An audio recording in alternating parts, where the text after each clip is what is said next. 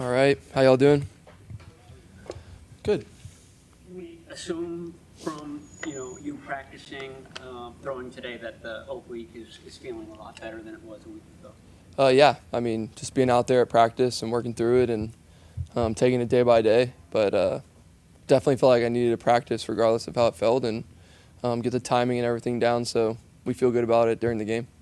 What's it been like having Kittle back this week? Good.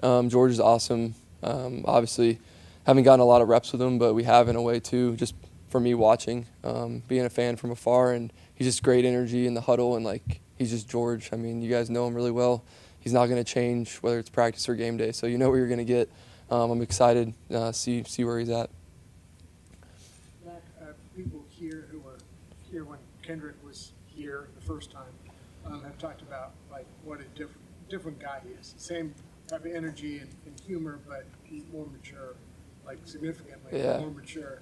Did you see any of that transformation in New England, or is this kind of the guy you've always known? I feel like I've heard and seen it all. So with KB, like I obviously watched him here. I didn't know him that well when he was in San Francisco, but I came in as a rookie and we were in OTAs or whatever, and it was COVID, but we were throwing on some practice field and KB just comes out and he's got his chains on and he's just smiling and laughing. I'm like, this guy is pretty crazy, but he's just a great guy and, like, worked really hard, and he's just gone through such a reformation, like, through his journey with Christ and everything too. And I just really lean on him as a good friend of mine, and really just love the guy, and he's one of my best friends. So really just happy we got to reconnect here, and we really want to keep going. Like, we're not satisfied with anything, and we want to keep building and don't be complacent and work every day and earn it. From a distance, untrained eye, it looks like you pretty much hit the ground running here in terms of being able to perform right away. But do you feel that you're still ascending as far as the system and everything? Yeah, absolutely. Every day you're growing, you're learning. In this system, it's a lot. Every game plan's different, and I try to take it day by day, and each week's a new week for me, for everybody.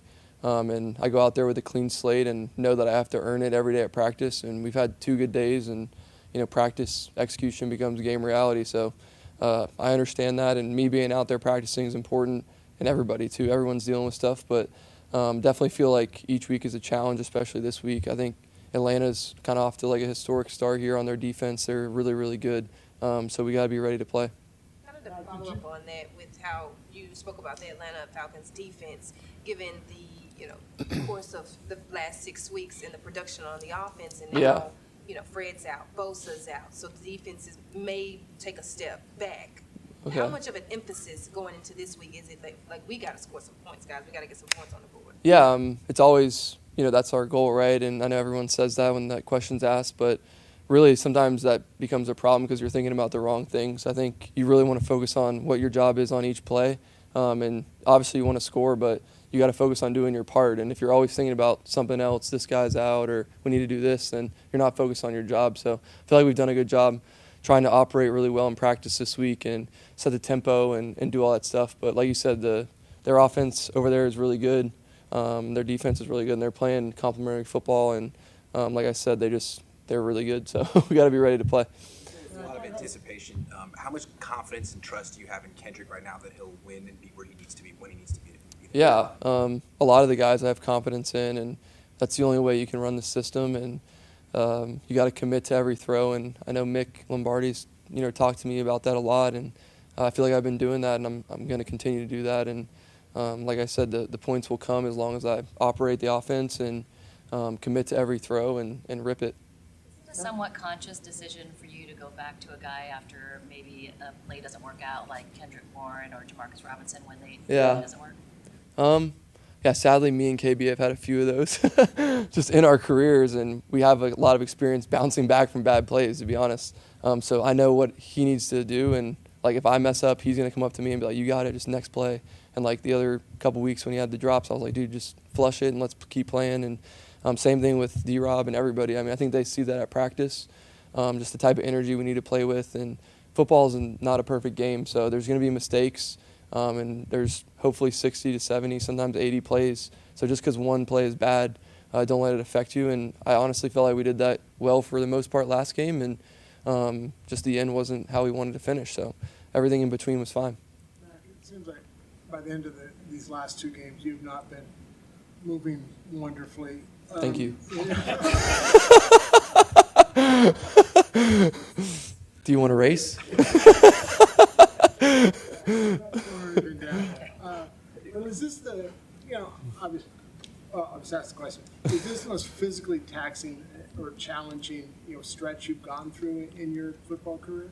No. I mean, I think I started, 18 games as a rookie or whatever and played every game, played every snap. So I'm going to be out there if I can, and I know my team needs me. So I put a lot into it in the off season, and it's really just mental toughness. So, I definitely want to move around a little better, and I've been working on that, and I've had a chance to practice this week, so I definitely feel like that'll help.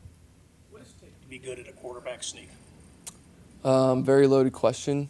I don't want to give away all the secrets, but there's definitely multiple things, and I've definitely studied it, which is something I've been coached, and it is an intricate play, but especially when you don't have like the tush push, there's different ways to do it when it's just you versus other people. So everyone has their own philosophies, and I don't know, I think it's cool that it's made a comeback in football like the past couple years, and I do enjoy watching that play. I don't know, it's interesting. Watch other quarterbacks do it and see how they do it. Yeah.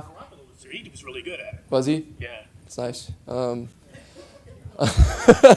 Yeah, I mean, I think he learned from like Tom and stuff, and Brady was really good at sneak. So like, I don't know, there's a lot of tape out there, and the quarterback sneak, if you can get it, you get a new set of downs. So it's great. You can practice. Yeah, you can study it too, and each team I've been on, it's been different philosophies about it. And some teams don't care about the quarterback sneak. If you get it, they're like, great, now you have to go get 60 more yards. So it's everyone has their philosophy, but I like quarterback sneak, and yeah. We had a question about the play sheet on the wrist. Yeah. Kubiak was saying that in the offseason he wants you to get a foundation where you don't wear it, and then Yeah. they added. Is that new to you? Have you used it much throughout your career? Do you like it? Yeah. Dislike it? Oh, he said that? He told you guys that? Yeah. Oh, nice.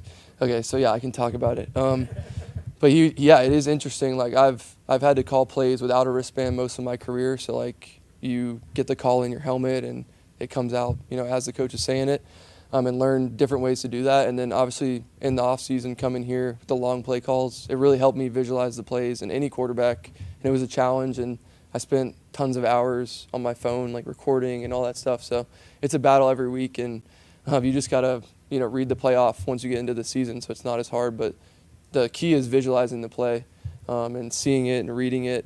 And sometimes the words are really small, so you got to like get down there and read it. But I think it's a really good system that they have here, and every team has a different system. So it's kind of a tough question to answer.